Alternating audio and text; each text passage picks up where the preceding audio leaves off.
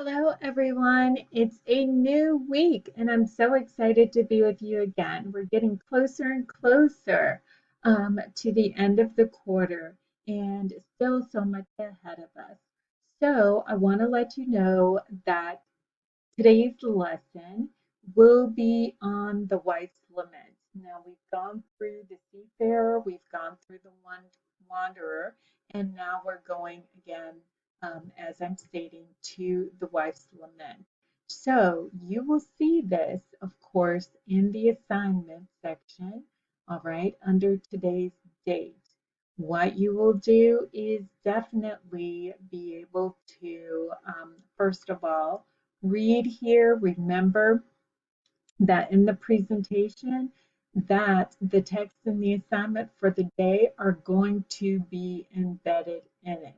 So as you've seen in the days or in the assignments prior, that when you go through the presentation, of course, we'll see slide 2 with our good things that we'll cover during class.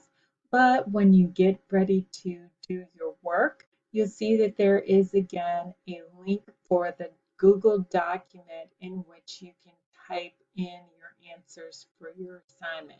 You will click on that. It will automatically direct you to make a copy for your assignment. And once you do, of course, replace that copy with your name.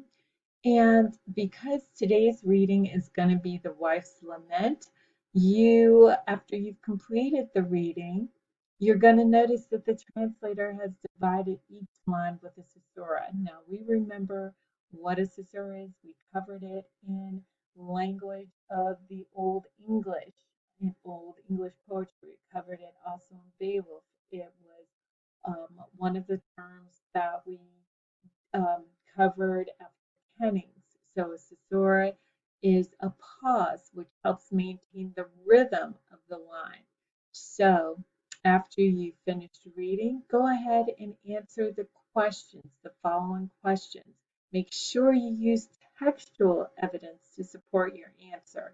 The textual evidence is not simply to be your answer, okay? It's to support your answer. And be sure that you use correct punctuation, capitalization, and grammar. So we've discussed this. We've given you feedback in previous assignments. Please take those assignments into consideration and do not make the same mistakes with grammar, lowercase i's, capitalize your i's. Make sure that you don't use won't, we, or ain't, and words of that nature. Make sure that your writing is formal. Okay, so after you do that and answer all of your 4 questions, then you can go back and it will allow you to submit your assignment. But make sure again that you look at the text. So the text is here, it's on that 4th slide. And of course, when you click on the link, you will find your text. Be sure to read what's in the margin of your text as well. It helps you to better understand the text itself. Okay? This is just a photograph of a lamenting wife. Okay? But I don't want you to look at it as just a photograph. Look at what's being depicted in this picture.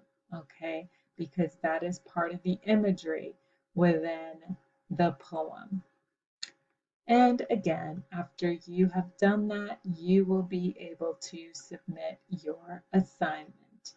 Thank you so much, and you all have a great day.